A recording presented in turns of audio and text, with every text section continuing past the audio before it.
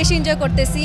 আর এইটা আমাদের নতুন মিউজিক ক্লাব বলতে পারেন, আলফা কমিউনিটি। আর প্রথমেই লালন ব্যান্ডকে এনে আমরা মানে অনেক আনন্দিত আর কি, খুবই আনন্দিত।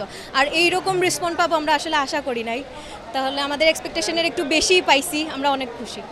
বিষয়টা খুবই সুন্দর, যেহেতু লালন প্রথমবারের মতো অনেক বছর পর সিলেটে আসছে, তারপর কার্নেশনের প্রথম পারফরমেন্স ছিল, এটা মোটামুটি ভালোই হয়েছে কার্নেশনের পারফরমেন্স। অনেক দিন পর সিলেটে লালন আসছে, মানে মিউজিক প্রেমী ভাই বোন যারা আছে সিলেটের তাদের উৎসে পড়া বীর।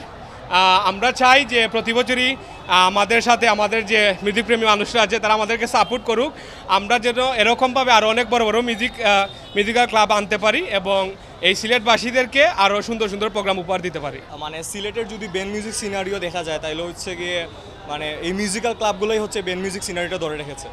তো এখন করোনার পর দেখা গেছে যে লিডিং ইউনিভার্সিটির মিউজিক্যাল ক্লাব, সাস্টেন মিউজিক্যাল ক্লাবরা অনেক ভালোই প্রিপারেশন মানে ভালোই কনসার্ট উপহার দিয়েছে। আর অ্যাকচুয়ালি মিউজিক্যাল ক্লাবরা যদি কনসার্ট আয়োজন না করে তাহলে হচ্ছে দেখা যায় সিলেট আমরা মানে এই যে মানে সেলিব্রিটি ব্র্যান্ড লাইনে কনসার্ট করা এটা দেখাই যায় না। অনেকদিন পর লালন আসছে, প্লাস আমাদের একজন সিলেটের গর্ব কনকদার ব্যান্ড কার্নেশন, যিনি রিসেন্টলি একটা পারফরমেন্স করে উঠে এসেছেন। তো সেখান থেকে বলতে গেলে এইরকম ক্রাউড রেসপন্স আমরা এতটা আশা করি না, করেছি আশা, বাট এতটাও আশা করি নাই। টিকিট যেহেতু সোল্ড আউট হয়ে গেছে, প্লাস এই যে ক্রেজগুলো দেখছেন খুবই মানে জম্পেশ একটা শো হচ্ছে, যাই বুঝলাম।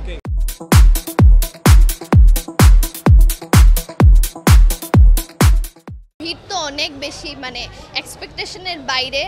আর এনজয় তো করতেছি, আসলে আমি এখনো ভেতরে যাইতে পারি না, অনেক মানুষ যেহেতু, তো ভেতরে যাওয়া হয় নাই এখনো। বাট আমি যাব এখন ভেতরে, লালন ব্যান্ডের গান দেখে যাব, আজকে আসছি যেহেতু দেখে যাইতে হবে। সো হোপসো ভালো কিছুই হবে, লেটস সি কি হয়। প্রোগ্রাম খুব কম হয়েছে সিলেটে, সো অনেক মানুষ, অনেক গ্যাদারিং, ভালোই লাগছে আসার পরে, দেখি কি হয় সামনে। লালন ব্যান্ড সেকেন্ড টাইমে এবার সিলেট আসছে। প্রোগ্রামটা দর্শক যেভাবে নিয়েছে এইভাবে কিন্তু এক্সপেকটেশন ছিল না, বাট দেশ স্বাধীন হওয়ার পরে ইভেন করোনার পরে এত বড় একটা প্রোগ্রাম মেট্রোপলিটন ইউনিভার্সিটি অর্গানাইজ করতে পারছে, এটা আমাদের জন্য অনেক বড় একটা ব্যাপার। আর কার্নেশনের কথা বলতে গেলে ওদের ফার্স্ট প্রোগ্রাম, আমি রিয়েলি অ্যাপ্রিশিয়েট করি যে এমন একটা স্টেজ ওদেরকে দেওয়া হয়েছে যেখানে আমরা সবাই ওদের গানটা শুনতে পারছি। আর আজকে ক্রাউড অনেক বেশি, ভিতরে যাই যাচ্ছে না, এত গরম, বাট স্টিল আমরা প্রোগ্রাম এনজয় করার জন্য আসছি অ্যান্ড এনজয় করেই যাবো আজকে।